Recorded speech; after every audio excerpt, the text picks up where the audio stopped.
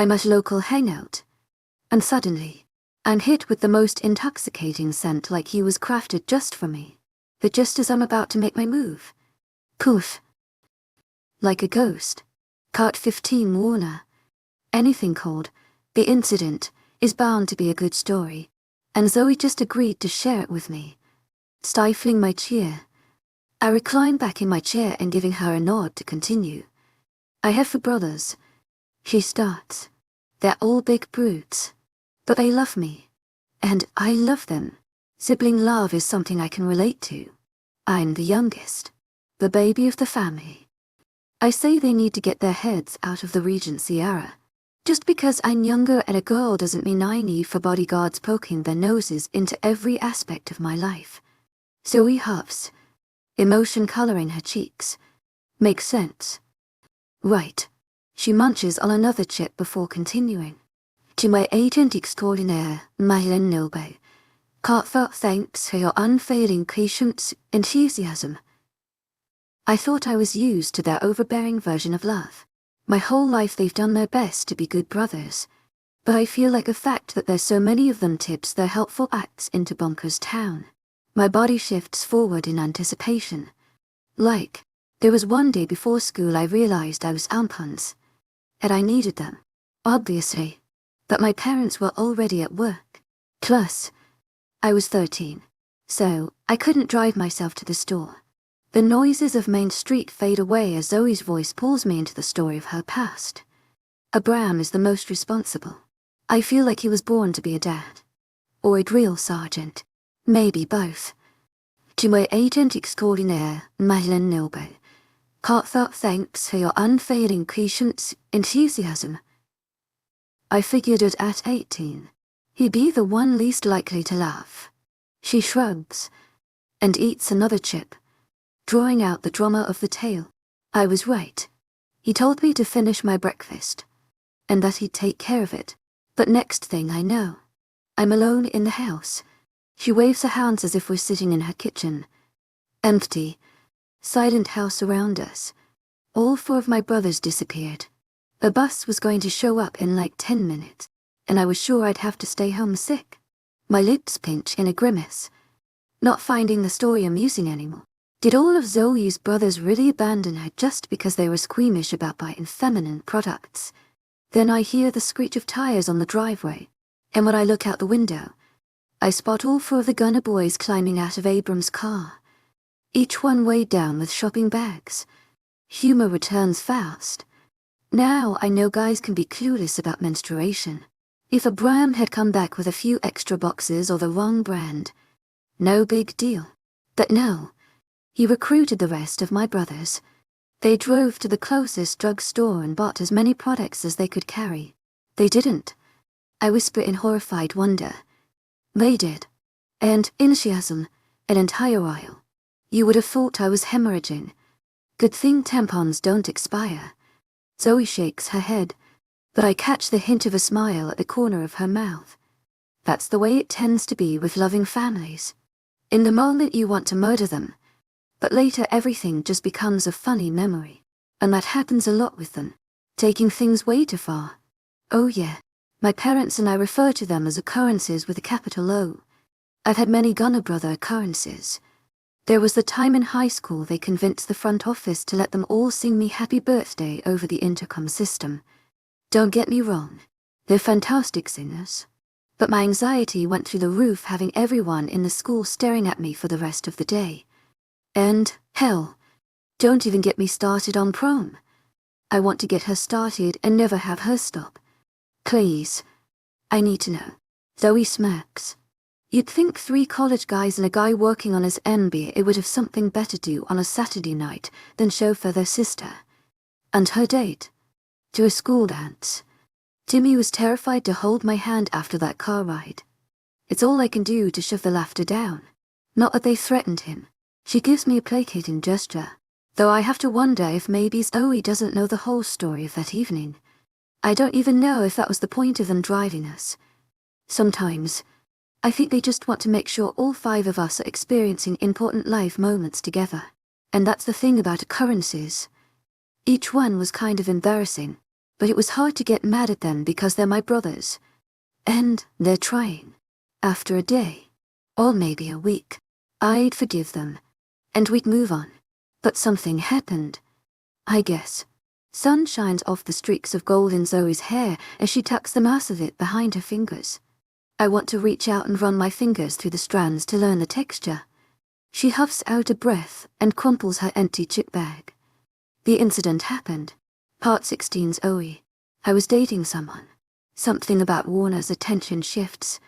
Not that it increases or decreases. It just changes. It had been close to a year. We were getting serious. At least, I thought we were. Warner's sandwich lays forgotten, and I reach across the table to nudge it toward him. This story is easier to tell if I don't have someone's undivided attention. His lips twitch before he raises the food to his mouth. Apparently, he and I had different ideas of commitment. Mainly, monogamy. He cheated on you. I don't know if I should be flattered by the disbelief in Warner's voice. I decide to have no opinion about his tone at all and simply nod. Made the mistake of taking the girl to a restaurant where my friend works. She let me know, and when I confronted him, he confessed and asked me to forgive him. I didn't. I broke up with him. Sounds like the end to the story. Right. Warner continues to watch me as he was a deep frown. He's still handsome, but the expression does not suit his face. Warner is meant to grin and laugh. Maybe he'll find the next part of the story funny, even if I still can't. What happened? Aside from my soul leaks out. Heavy and resigned. I made the mistake of telling my brothers exactly why we broke up. They had a more intense reaction than I expected. Why wouldn't they? I'd be furious if someone cheated on one of my siblings. Taking a moment, I bite my own sandwich, only answering after I swallow. Being angry is fine. Taking revenge when it wasn't their problem to deal with. Even now, I wonder if there was a way I could have stopped them. Did they beat the guy up? Warner asks. No, thank the universe. That would have been a different level of horribleness.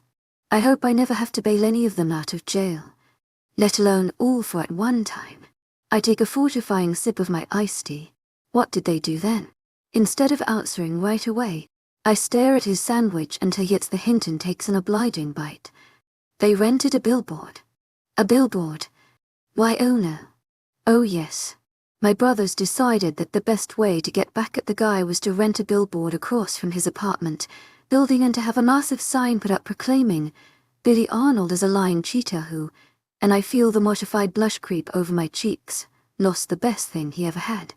Well, at least it was accurate. Warner offers. It was humiliating. I moan, choosing to ignore the flutters his words set off in my stomach. The whole thing was over. I broke it off with him and that should have been the end of it. No one needed to know that he screwed me over. That I was stupid enough to date a guy who cheated on me. Whoa. No way. That does not make you stupid. I finish my sandwich, staring off into the distance. I know, logically, that it's not my fault. But still, I can't help another sigh. All long and lonely. It was so disheartening. You loved him.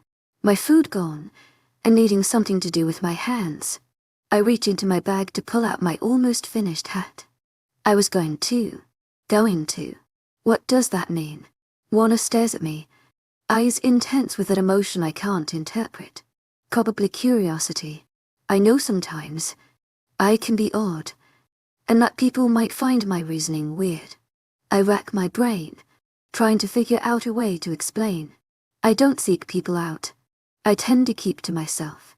When I do make a friend, or start dating someone, it's inevitable that they mean a lot to me. Casual relationships aren't really my bag. It's all or nothing. So, if he hadn't betrayed me, I definitely would have loved him. Just a matter of time. Are you saying that if I keep showing up in your life, you'll love me? Warner smiles in a way that makes my heart clench and my lungs struggle for breath. Yes. That's the answer. No question. I might already be halfway there. I'm not looking to add to my love roster. I warn him. He doesn't respond, but I get a sense he was hoping for another answer. Warner chews another bite of his sandwich, and I admire the way his jaw muscles tense with each movement. My fingers stay busy, hooking yarn, but I don't need to watch my hands, which gives me continued permission to stare. After a swallow of his drink, he speaks again. The billboard drove you out of Denver. That, and the singing telegram they sent to his office. Warner chokes on something, and I feel bad that I keep almost killing him with my poorly timed comments. As he coughs, I continue the humiliating story. My brothers are pretty talented when it comes to music. They play in a band together and everything. They composed an entire song about how Billy was a piece of shit cheater. Then they paid a barbershop quartet to visit his office and serenade it to him. That's masterfully brutal. Objectively, it's a good song, and the internet agreed. Someone in his office recorded it and posted it online. It went viral. Honestly, it wouldn't surprise me if you've seen it. Now I'm descending into petulant muttering, and I don't like being in this frame of mind, especially when thinking about my brothers. Normally, I love them to distraction, but hell, they screwed up this time. I agree that you should have seen it. No, although I'm tempted to look it up. You can. I won't hold it against you. The whole world has seen it at this point. What's one more person? Warner watches me, his head tilted in a way that almost reminds me of Bruce. So what do you agree with? That does sound like an incident. Silence falls between us. Then I let out a reluctant chuckle. I guess I can admit the incident is funny as long as my brothers aren't around to hear. Warner props his elbows on the table, giving me every ounce of his amber. I'd stare. I like it when you laugh. Oh no. That's it. Time to go. I stand up from my chair, wrapping Bruce's leash around my hand. Luckily, we already dropped my bags off in my truck, so I'm free and clear to make an escape. Thank you for having lunch with me. This was not a date. I am not going to fall in love with you. Warner Jameson. Have a good day at work. Bruce and I are halfway down the block when I give in to the urge to glance back. Warner watches us and offers a wave when our eyes meet. My only response is a nod before I refocus on the sidewalk in front of me, and I decide that I'll be better off if I avoid him from now on. Part 17's OE. Grandma Minnie's closet is an organized mess. At first glance, everything seems orderly, arranged in neat boxes and tucked onto shelves. But then, once my eyes finish enjoying the beauty of a well-put-together space, I'm overwhelmed with the massive amount of stuff. When I start taking out boxes, I realize at one point this was a walk-in closet. Now it's a storage locker of random things Minnie felt the need to hold on to.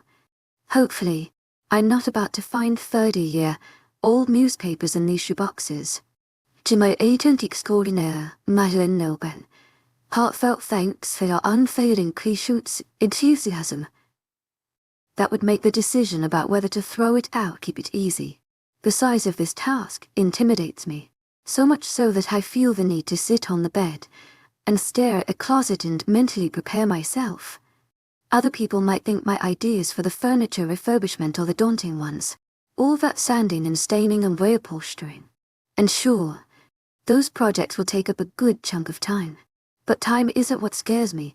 Time is the whole reason I came to Grandma Minnie's cabin.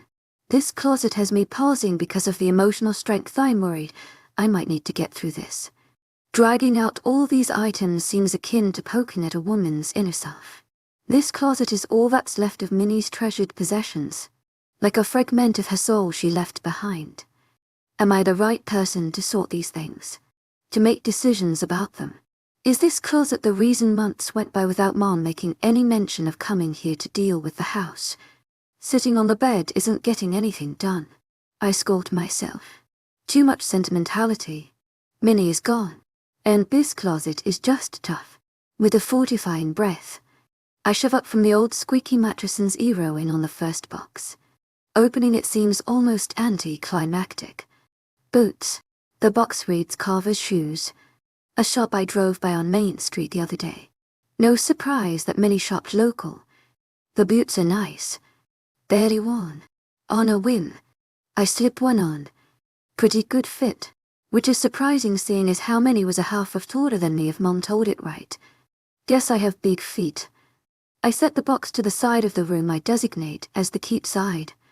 The next box in the stack is bigger and can contain some worn flannel shirts and thick knitted cardigans. Weirdly, my grandmother's frumpy mountain woman clothes are exactly what's in style, despite them being a few sizes larger than my normal. I place the box next to the boots. Last box in the first stack is ratty old sheets, which make for good drop clothes. I keep them too. Maybe I'm not so good at this clear out the house business, I muttered to myself while reaching for the next container. This one is different. A wooden box about the size of a toaster oven. It's on the top of a middle stack. Easily accessible. Curiosity peaked and worries set at ease after dealing with relatively impersonal materials so far. I place the wooden box on the floor and plop down in front of it. There's a brass latch, but no lock, so I don't expect any kind of valuables when I open the lid. Still, the contents surprise me. Cassette tapes, neatly arranged in rows, as if this box was built for the exact purpose of housing them. I count them, coming up with just over 40.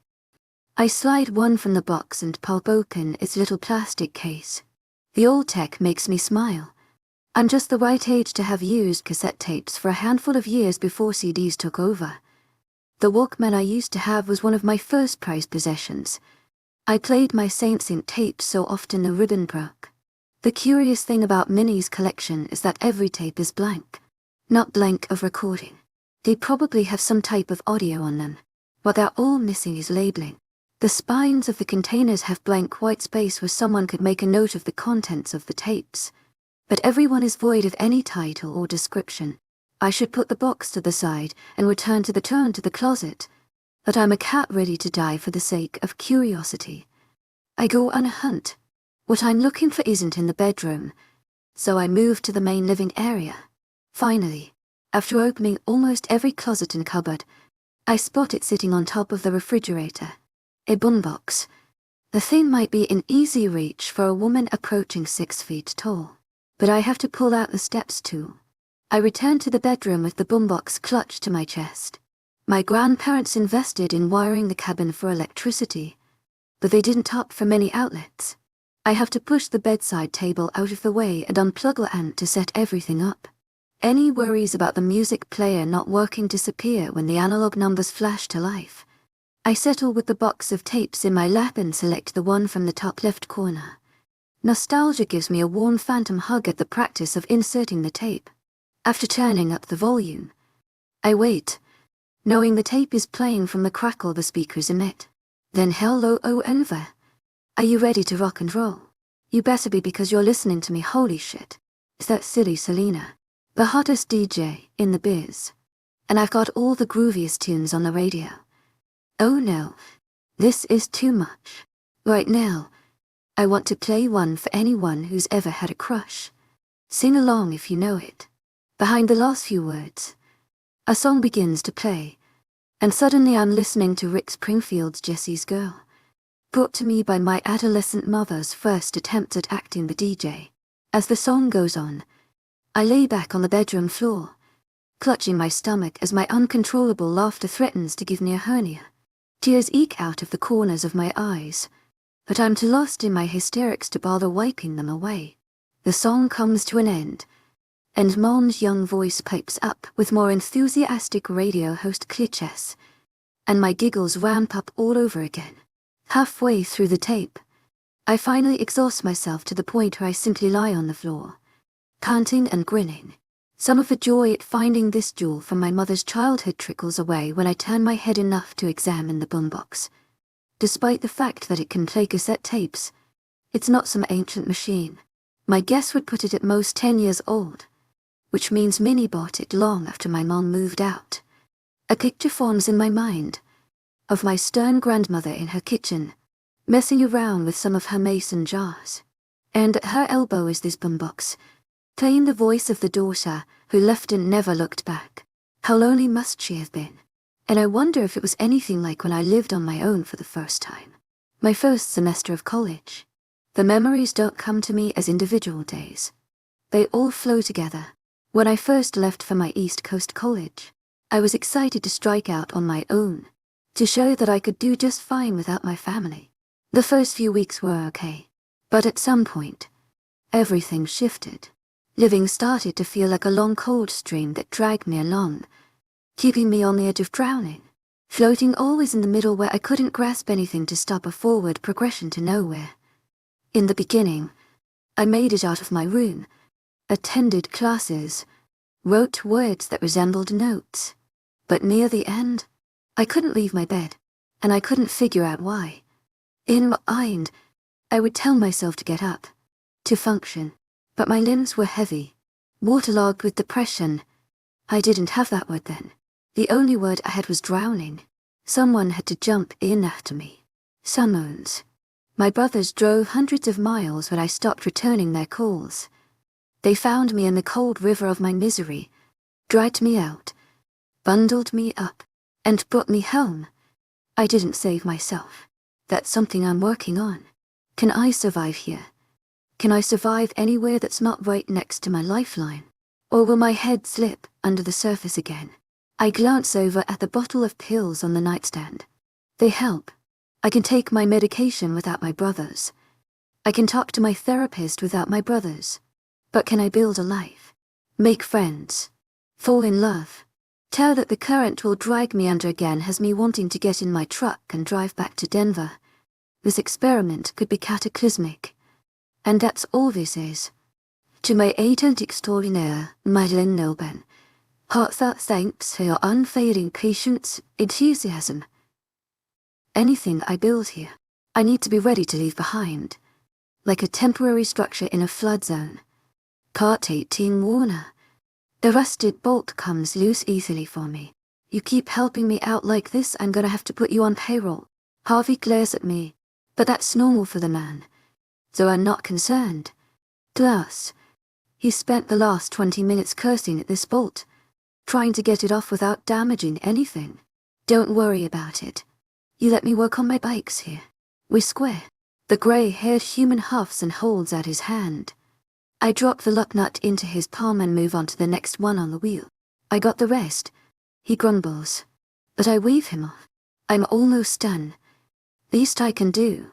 He stalks off, toward the set of new tires, muttering under his breath about overly helpful werewolves. His complaining always makes me grin. When I'm not on one of Uncle Mason's build sites, I'm usually working on a bike refurbishing project. Since I live in an apartment, I needed a workspace. Harvey agreed to let me house my projects in his garage and use his tools for a completely reasonable rent, plus lending a hand ever so often. But that's hard to do when the man loathes asking for help. Normally, I have to force my help on him, or take a sneak-attack approach. Kind of reminds me of Zoe. To my agent extraordinaire, Madeline Nilben, heartfelt thanks for your unfailing patience, enthusiasm. She's much more enjoyable to be around than the grey-haired mechanic, but she also seems bent on doing everything herself if she can. The few times I've been able to help her little victories, thoughts of Pine Fall's newest arrival fill my mind as I finish the tires on Mrs. Applewood's BMW, and I'm still thinking about Zoe Gunner when I'm perched on the low box I use as a seat next to my current refurby project, a 1980 Ducati Panther 500. A few weeks in, and the machine is starting to look presentable. When it's done, the thing'll be beautiful, lighter and sleeker than what I prefer to ride, but it'll make me a nice chunk of change when I resell it. Or I could give it as a gift. Tanya and Isaac's 18th birthday is coming up in a few months. Tanya loves vintage things, and I could see my little sister riding this. Well, if she gets her license back soon, maybe I should avoid gifts with motors. Plus, I'd have to figure out a present just as huge for Isaac. I know he wants a bike, but he's been working at a local farm to earn enough to buy his own. I wouldn't want to take away the excitement and pride of that first big purchase from him. Selling the Ducati it is. While I work on replacing the worn brake pads, an image drifts into my mind of another woman driving the bike. Zoe would look gorgeous straddling this classic ride. honey brown hair streaming out behind her from underneath her helmet, of course, cruising down an empty lane beside me. Only problem is, I'd have to forgo the glory that is having her on the back of my own bike. Still, it's something to think about. To our agent extraordinaire, Webnovels, heartfelt thanks for your unfailing patience, enthusiasm. Slow down. You can't show up at her place with a bike. She'll get spooked. But damn, the urge to claim her is a steady thrum in the back of my mind. Like a constant growl from my wolf, she has the mating scent. I talked to Roderick about the law, figuring our alpha would know best. He confirmed multiple pack members experience the phenomenon. All werewolves know, in theoretical sense, about the mating scent. The idea that optimal partners will smell particularly to our wolves, but there's nothing binding about the special pheromone. The fragrance is different for all of us, and a wolf could have more than one person with mating potential. We can also take a mate without the alluring scent, and someone who smells like the perfect mate is plenty capable of rejecting us. I clench my jaw and try to shrug off the discomfort of the idea that Zoe might not be okay with mating a small-town werewolf. To our agent extraordinaire, Webnovels, heartfelt thanks for your unfailing patience, enthusiasm. I'm doubting my chances after breaking down and watching the video of her ex getting mocked by a barbershop quartet. But then I took a closer look at the asshole. The guy's hair was styled with gel, his button-up shirt free of wrinkles and neatly tucked into slacks. There was a sparkle of a thick watch on his wrist, and the humiliating serenade was taking place inside of an office with huge windows overlooking Denver. I glanced down at my grease-smeared jeans and t-shirt. My work boots are scuffed, and I've never done more than comb my hair after I get out of a shower. Zoe's ex is on the opposite end of the spectrum from me, and I can't help comparing myself to him. Is that what she goes for? The well-dressed corporate type. I barely stopped myself from swiping a grimy hand across my forehead, grimacing at the black marks on my fingers I've never noticed before. I'll never be like that. Not in a million years. But I can at least make sure to clean myself up before I track her down again. Maybe swing by the store to get some more shirts without holes in them. Anything to get her to give me a chance as a man. To my agent extraordinaire, Webnovels, heartfelt thanks for your unfailing patience, enthusiasm. We can deal with the wolf. This was not a date. I am not going to fall in love with you, Warner Jameson. She didn't tell me to stay away from her. She didn't say she didn't want to know me. Her statements almost seemed like she was trying to convince herself of them. Not me. Zoe Gunner is a challenge. She's long-term. She's already crawling under my skin, melding herself into my thoughts of the future. What would it be like to have Zoe as my mate? A partner. My own person who I can rely on and take care of and laugh with and hold. I'm suddenly tipsy from wanting. The idea brings into stark relief the emptiness in my chest I try to ignore. But with Zoe in my mind, I can't help thinking about how much I long to be needed. All my life I've been the extra. When my dad died, Mom stood on her own, never looking for comfort from her children, only trying to be a constant rock for us. Where the fatherly duties were left open, Uncle Mason stepped in. There was no space for me there. In other families it might have fallen to me to care for the younger siblings, but Roderick took the reins on that along with the needs of the entire pack. Plus, Tonya and Isaac have always had each other. People around town like me. They think I'm charming and good for a laugh or a friendly favor. But no one has ever needed me. Could Zoe? Part 19's OE. The Pine Falls Public Library has officially made it into my list of top 5 places to work remotely. I'm not sure anything will beat McConnell's pub, where they make sure to give me a table in the corner near the outlet. And they always have a new beer on tap for me to sample. At least, they did until I realized how drinking affected my medication. Now the staff is just as quick with a drive. Pepper and a basket of cheese fries. Maybe a library is a better choice than a pub. Plus, there's a cute coffee shop just down the block that makes those frothy drinks with delicious syrups added. The only way I can consume coffee is if it's halfway to becoming a milkshake. One more way I'm the black sheep in my family. Or more like their herd of black sheep drinking black coffee. And I'm the super fluffy white sheep that's insisting on wearing a pink bow while it sips on a foamy almond joy latte. I finish off my delicious drink as I put the final touches on a style sheet for my new client. After saving and sending it to the Denver brewery that hired me to design their website, I lean back in my chair, enjoying the sun on my face. This small town library has a patio that overlooks a river.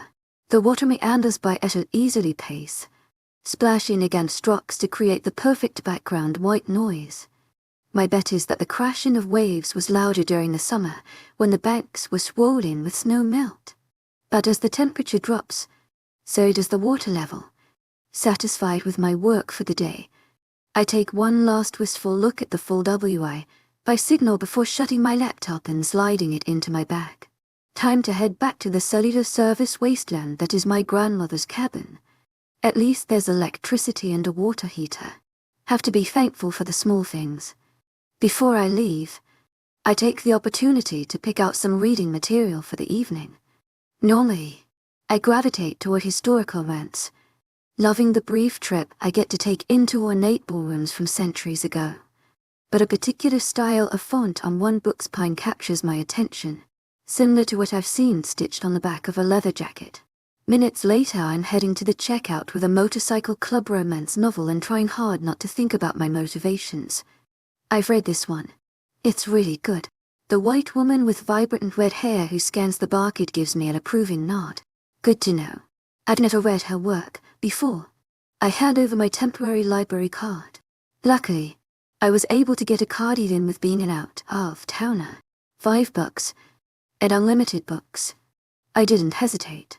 Still, I miss using my nice, sturdy Denver Public Library card. Plastic is so much more official. You new to town? Fingering the flimsy card, stock before waving it under the scanner. Kind of.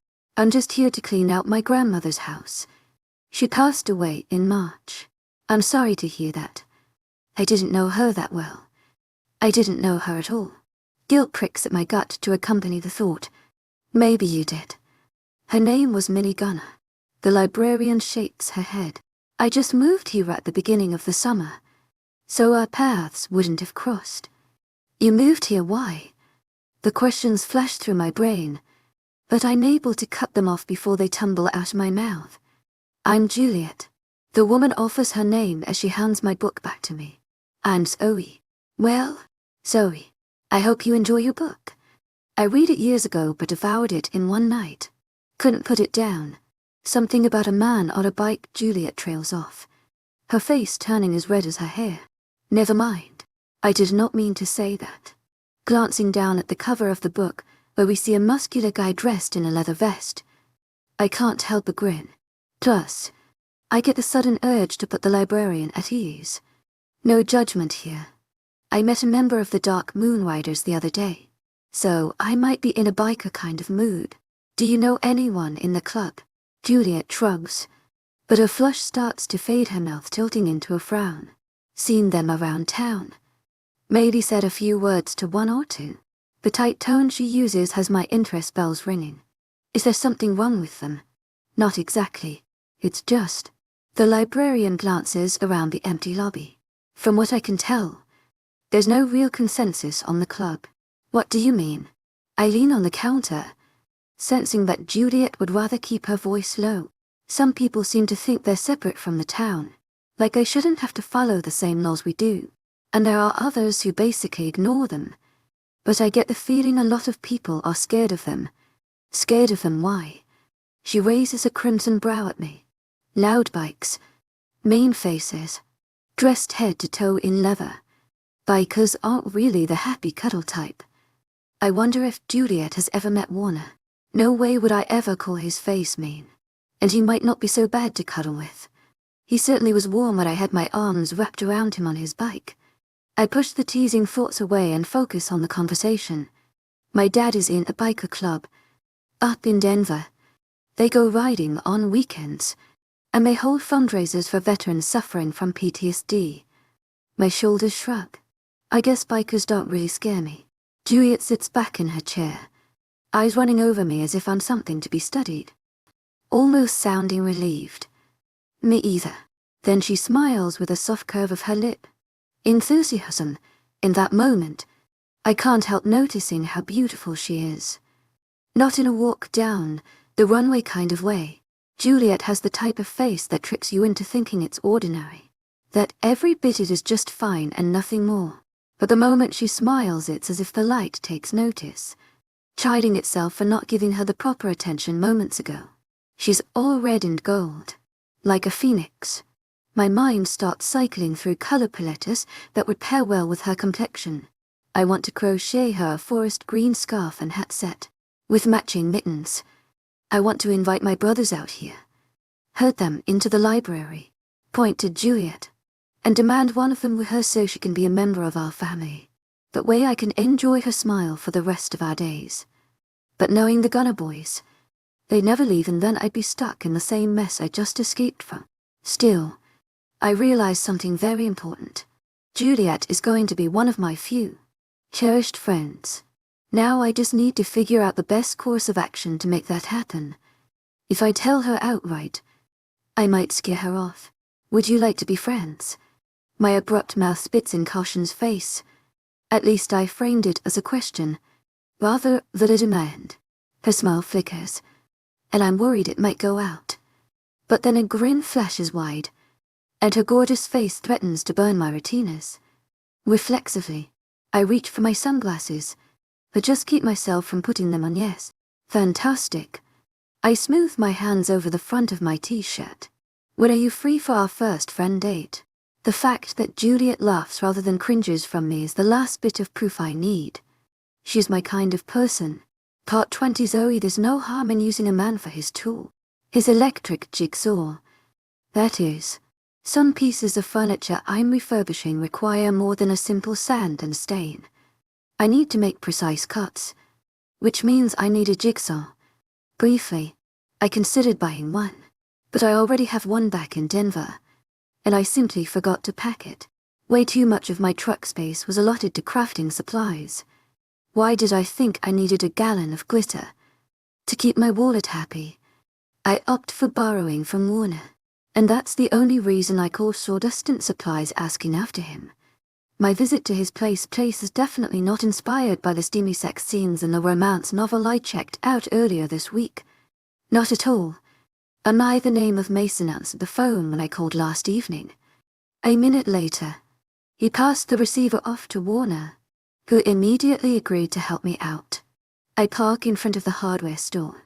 Turns out Warner lives in the apartment above his family shop. Small town life. It's kind of sweet. Walking around to the side alley, I spot the door he told me to knock on. Just as I'm raising my fist, a voice sounds from behind me. Who are you? I turn, meeting the amber eyes of a beautiful, young woman.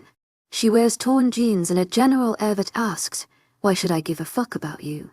Her tangle of dark hair frames a pale face that could belong to a 16-year-old or just as easily a 26-year-old. I'm Zoe Gunner. I hold out my hand. And you? The girl glances from my hand to my face back to my hand, before finally accepting it in a surprisingly firm grip. Then she steps in closer, her nostrils flaring slightly as her head cocks. You're not from around here. Not a question, but I answer anyway. My grandmother was May Gunner. I'm fixing up her cabin to sell. Tanya finally lets go of my hand, but continues to watch me with a certain amount of intensity. No one was invited to your grandma's funeral. There wasn't one. The woman was cremated, and Dad drove down to collect the ashes. I have zero knowledge of what my mom did with them. Did you want to be invited? The little I know of my grandmother indicated she didn't have many friends. The girl shoves her hands in her pockets. Nope. Didn't know her. But the gossips could not get enough of being affronted about her lack of invite. Why? No one was invited. There wasn't even something to be invited to. Tanya rolls her eyes and steps around me, reaching for the doorknob. That's just as bad. You denied them the chance to gossip about old Lady Gunner. Plus, they've been dying for a peek at your mom after all these years. You're here to see Warner? Yes, I murmur, following her up a set of stairs. My thoughts on her words. Is my family really that interesting to these people? I kinda thought my mom would have been forgotten after being gone over 3 decades, and my grandmother acting the hermit. But maybe that just made the mystery grow. I refocus on the young woman in front of me, finding my own curiosity piqued. Are you Warner's girlfriend? Are you kidding me? She glares over her shoulder. Gross. Give me a second while I locate the nearest bucket to puke in. So no. Hell no. I'm his sister. His favorite sister. You're my only sister. The man in question appears at the top of the steps, smiling down at us. Which means you're my least favorite. To hi. Zoe, hi. Tanya jets her hip to the side, blocking me from view. Yeah, well I have 3 brothers to choose from, so you better be nicer to me or you'll make the bottom of my list. I continue up the stairs until I can see him over her shoulder. Warner clutches his chest as if wounded. Words hurt, baby sis. Now move your ass. You're blocking. You know what? Maybe I should be blocking Zoe. I think she might be my new best friend, which means I need to guard her from cruel men. My arm is snagged in an unforgiving lie-friendly embrace. The exchange is fascinating. Like Tanya, I'm also the only girl in my family. I wonder if this is how dramatic I sound when bickering with my brothers. I offer her a placating smile. No guarding needed. I'm just here for his tool. The girl's face goes slack. Then she mans gagging. Tia my power tool. I hurry to clarify. To my agent extraordinaire, Madeline Noble. Heartfelt thanks for your unfailing patience, enthusiasm. Now I'm thinking about his other tool. Wondering about the size of it. The feel of it. Imagining all the things I'd tell him to do with it. I don't need to know what you call it. Tanya covers her ears and sprints up the steps, leaving me with Warner, who seems to be strangling as his eyes glitter with amusement. Did I just scar your sister? The guy leans back against the wall, letting loud guffaws of laughter spill out. A reluctant grin plucks at my mouth as I finish climbing the steps, chuckles trailing off. Warner leads me through another door into an apartment that could be cozy if it had a little more personality. A coat rack holds both a leather vest and leather jacket with the dark Moonriders patch stitched on the back of both. The only wall decoration is a large, mounted TV. Two mismatched couches face the screen, and one holds a young man that looks strikingly similar to Tanya, who now leans on a kitsch island, eyes focused on her phone. This is my younger brother, Isaac. Warner gestures to the guy who nods silently before his eyes flick back to whatever game is playing on the TV. Nice to meet you both, I announce. Tanya waves a distracted hand at me. This way. Warner gestures I should follow him into another room where I find myself in a small workshop. Well, not the normal setup you'd expect in an apartment. I run my fingers along the high top of his workbench and admire the wide array of tools hanging in organized patterns on the walls. Warner shrugs. Some people need an office. I wanted a workshop. Besides, it's not like I have downstairs neighbors who'd be bothered by the sound of a power saw. Do you make things? He nods. Sometimes. More often I'm repairing things. Broken chair leg here. Cracked floorboard there. That's your job. His grin is rueful as he scratches the back of his neck now. I earn a paycheck at my uncle's construction company. This is like a hobby. People bring me their small projects. That's sweet. Are you sure you're part of a badass motorcycle gang? Warner seems more like the guy to help an old woman cross the street rather than roar down it on his insanely loud hog. He grimaces. It's not that kind of gang. We're not running drugs or anything. So everyone in town loves the Dark Moon Riders. Thinking back on Juliet's words, a few different emotions flick across his face until he pulls a casual give, nothing away mask into place. Feelings are mixed. Part 21's OE.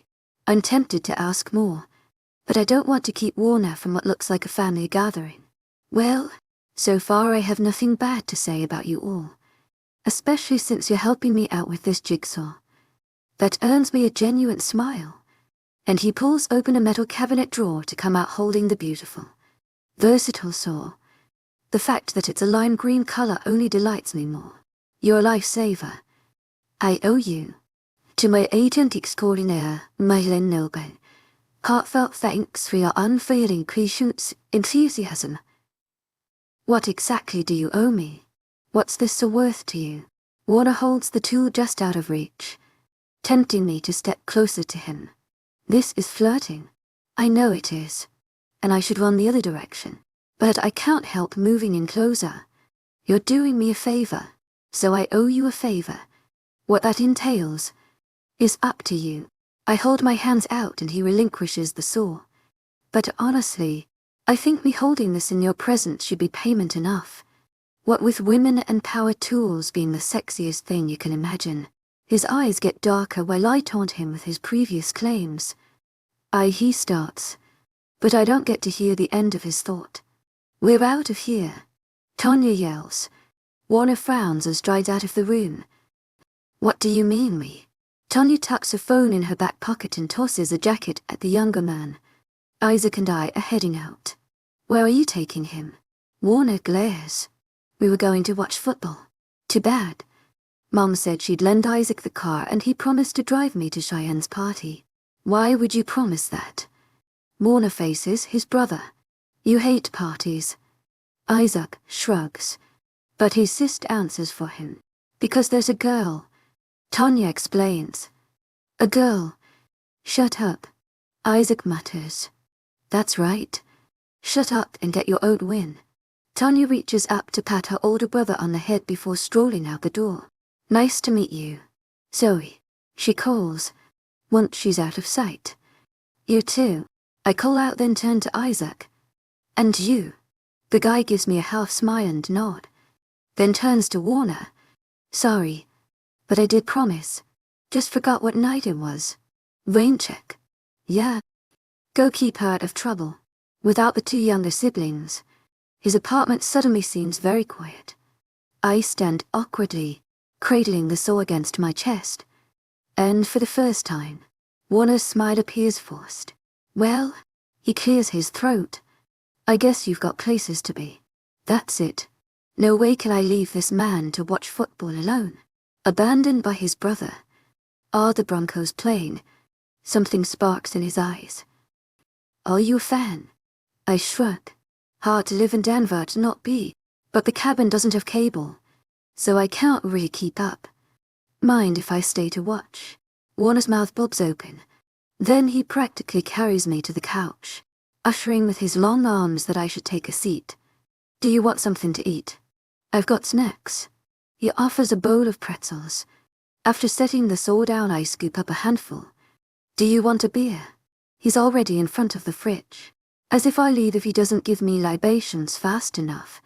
Alcohol is a special occasion thing for me. It doesn't always react well with my medication. Do you have soda or something? Dr. Pepper okay? Warner holds up one of the red cans, and I reach over the back of the couch to accept it. Enthusiasm, look at you. Biker boy. How do you know that's my favorite?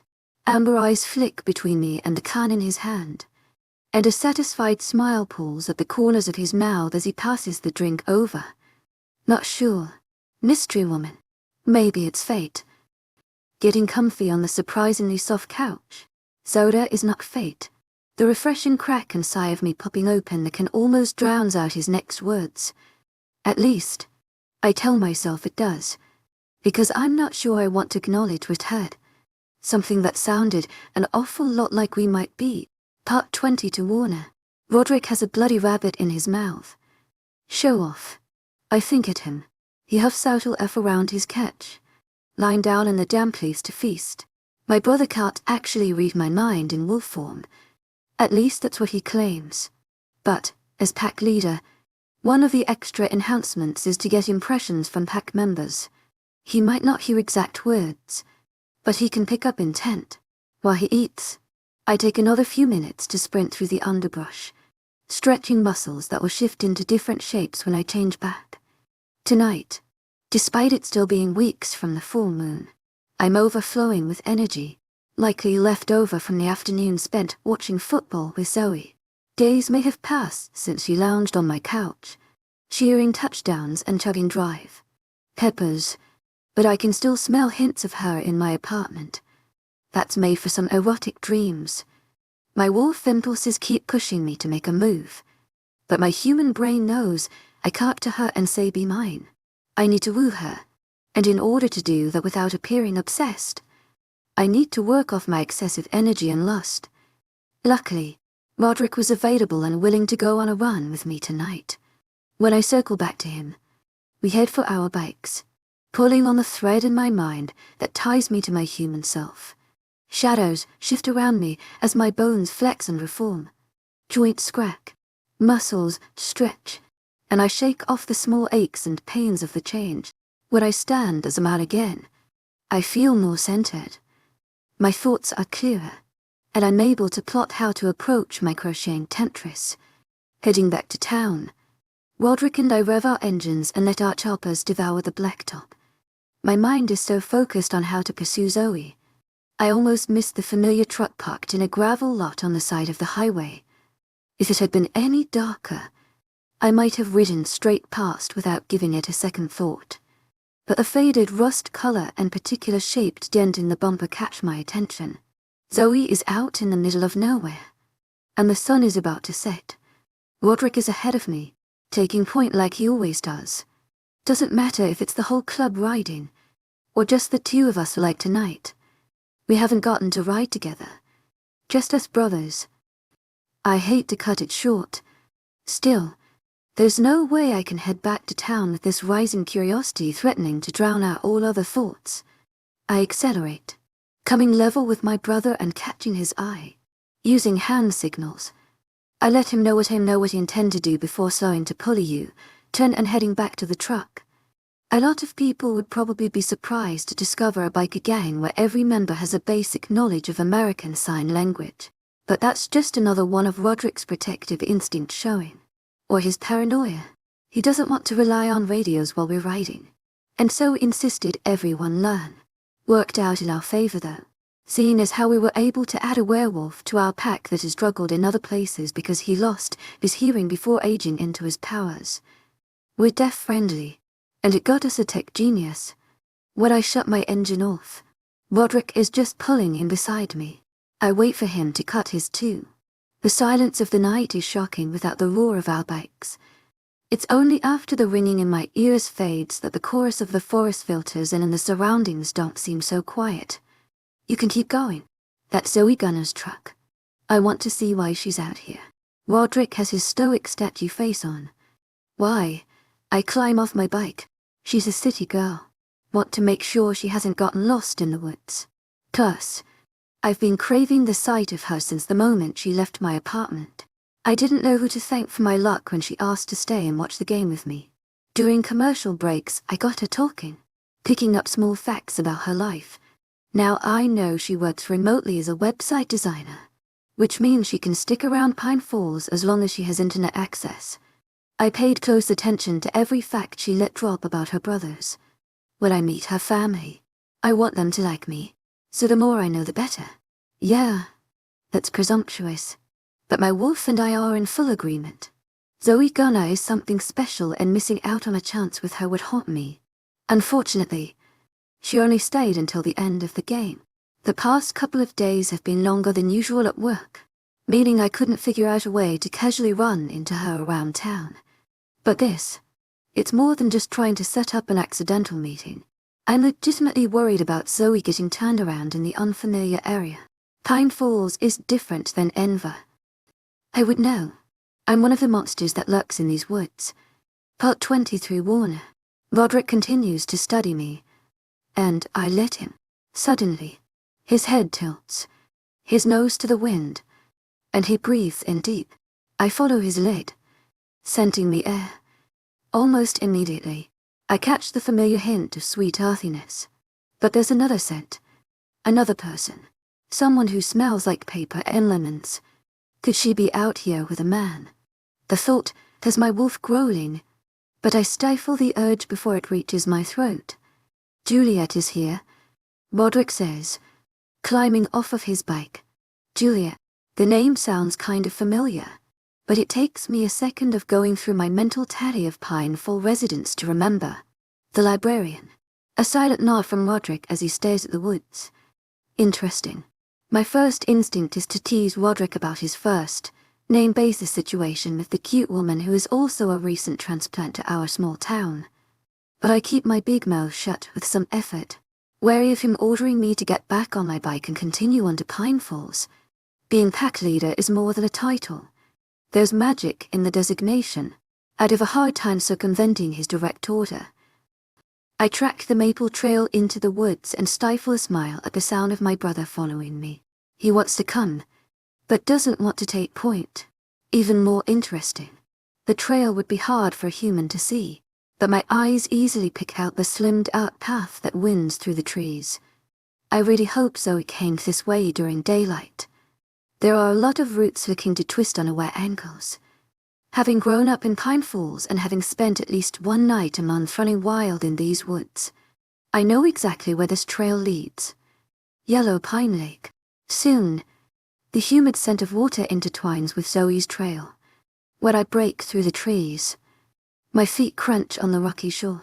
There's a calming sap of waves against stone, and the squeak of bats feasting on nighttime bugs. Down the way, I spot the glow of a fire. Feminine laughter drifts toward us, traveling easily over the calm water. Guess they're not in trouble. Glancing over my shoulder, expecting Roderick to be just a few feet away. But he isn't left either. I make out his shadowy form. Back in the wood, he stands still, looming like a ghostly presence. You're being fucking weird. He doesn't respond, which only proves my point. I choose to ignore him, making my way down along the beach toward the sound of laughter. What I may be 20 feet away, a warning bark cuts off whatever conversation was happening. Then a massive body trots toward me. Hey buddy, just me, I murmur, holding out my hand for Bruce to sniff. He does, offering a brief tail wag, then lumbers back to the warm glow of the fire where the women stand, clutching beers and squinting into the darkness. Who's there? Show your face. Zoe steps away from the campfire, approaching the edge of the light, as if I'm enticing her into the darkness. Not liking that thought, I move forward instead. Just Warner Jameson, your friendly neighborhood biker. I put on my most charming smile as I step into the glow of their fire. Neither woman seems particularly bothered by my sudden appearance. That might have some relation to the unmistakable scent of alcohol. The red-headed woman, Juliet, lets out a snort at my description. Friendly. Sure. I mean, he's kinda friendly. Facing her companion, there's a thickness to her words. The hint of a slur. That makes me think these two women had been drinking for a little while. And I'm suddenly fascinated to discover exactly what a drunk's Zoe means. Ori. Juliet leans back in her camping chair, giving me a thorough once-over. How's he been friendly? Zoe holds up her hand, ticking favors off on fingers. He gave me a ride, fixed my car, helped carry some shopping, invited me to lunch. The miso. She wiggles her 5 digits. Is he trying to get in your pants? Juliet's words come out clearer than Zoe's. She throws her can into a paper bag that clanks with the sound of multiple empties, before diving into a large cooler and coming out with another. Either the librarian holds her booze better than Zoe, or she's just an more articulate drunk. Can you come here? Zoe waves her hand in an overly vigorous motion, enticing me forward. The closer I get, the more of her beautiful, flushed cheeks I see. Her eyes shine in the firelight as they trace over my face, seemingly unable to stay still. Are you trying to get in my pants? Part 20 for Warner. Zoe is wearing a pair of jeans and hiking boots with a large fleece that falls halfway down her thighs. Her crocheted hat covers her head, and she grips her beer with gloved hands. She's dressed for warmth, and I'm tempted to tell her just how I could heat her up. Hell yeah, I want to get in her pants, but not in the way Juliet is implying. Not some quick, impersonal bang. And right now, with Juliet and my brother nearby, I can honestly say, not at this moment. No answer, Juliet proclaims, before the librarian can call me out again. I change the subject. You two having a party. We're celebrating our new friendship. with beer. Zoe goes to take a sip from her can, but comes away frowning, apparently finding it empty. Aren't you worried about animals? Yellow Pine Lake is a common campsite, but it's still wild. Zoe juts her jaw out as if she's trying to make her face look heavier, like a Neanderthal. The effect is emphasized, and made all the more hilarious, when she speaks in a deep voice. Women make fire. She waves at said fire. Fire scare animals. Plus, we've got this big guy. Juliet heaves out of her chair to crouch beside Bruce, patting the giant dog on his belly. And Juliet gave me bear mace. Zoe shouts like it's the best gift she's ever received. Probably not an item I'd offer up to someone when they're drunk. How late were you three planning on celebrating? Damn, I sound like an overprotective parent. The women seem to agree, sharing a look between them before breaking into laughter. The sound has me grinning. Zoe looks so carefree, clutching her stomach as she leans back, letting her chuckles drift up into the starry night sky. When she catches her breath, and treated to a beautiful grin. We're camping. Look, she points past the edge of the firelight, and I spot a small tent. Juliet is teaching me some outdoorsy stuff. We are strong, independent women, the librarian declares before taking a deep swallow of her beer. Damn right we are. Zoe turns to face the lake as she shouts her words. As they tumble into the night, she lets out a happy sigh. Why are you lurking? Roderick, Juliet calls to the shadows behind me. You're being creepy. She doesn't get an answer, but Zoe whirls around, clearly searching for Roderick in the darkness. Roots creep over the beach, and she loses her footing. My arms are out to catch her a second before she regains her balance on her own. Nailed it. She crows before glancing back at me and noticing my reach. Still there, she becomes unsteady again. A delighted smile cracks across Zoe's face. Trustful. And then she's toppling over once more, this time on purpose, and I lunge forward to make sure she ends up in my arms rather than sprawled on the ground. She lands with a gasp, then chuckles. Guess I have to trust you now, like a boy. She's soft against me and smells like every delicious dessert I've ever consumed. I want to curl my arms around her, hold her to my chest. I make a joke. Can't I at least be by command? The www, she reaches up to pat my cheek. Not when you're so cute. To my agent extraordinaire, Madeleine Logan.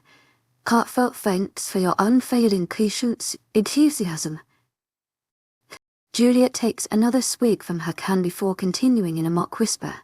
All that QC talk might scare these big, tough dark moon riders. Roderick won't even come out of the woods. She snorts out a giggle. Zoe trains her curious gaze on me. Who's Roderick? I affect a rueful grimace. My older brother.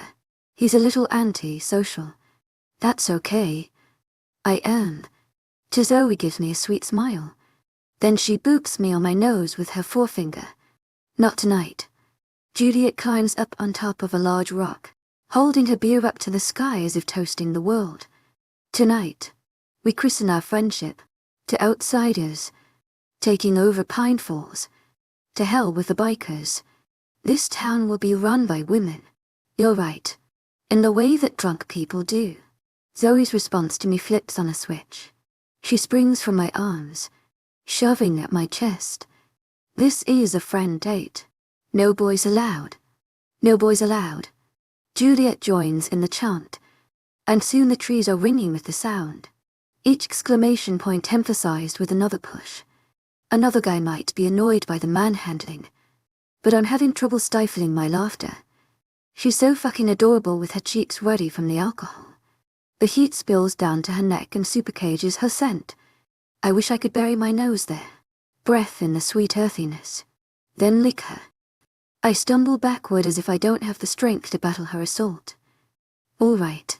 No boys allowed. I'll leave you two to your camping. And your conquering. To conquering. Zoe climbs up on her own rock, arms held high. To conquering. Juliet thrusts her beer up, then chugs the whole of it down in an impressive display. I let the shadows of the trees envelop me, shaking my head and chuckling all the while. They're ridiculous. It's the first thing Roderick has said since we followed the women's trail. They're drunk. I shrug. It's not safe. Well, that's why I'm not actually leaving.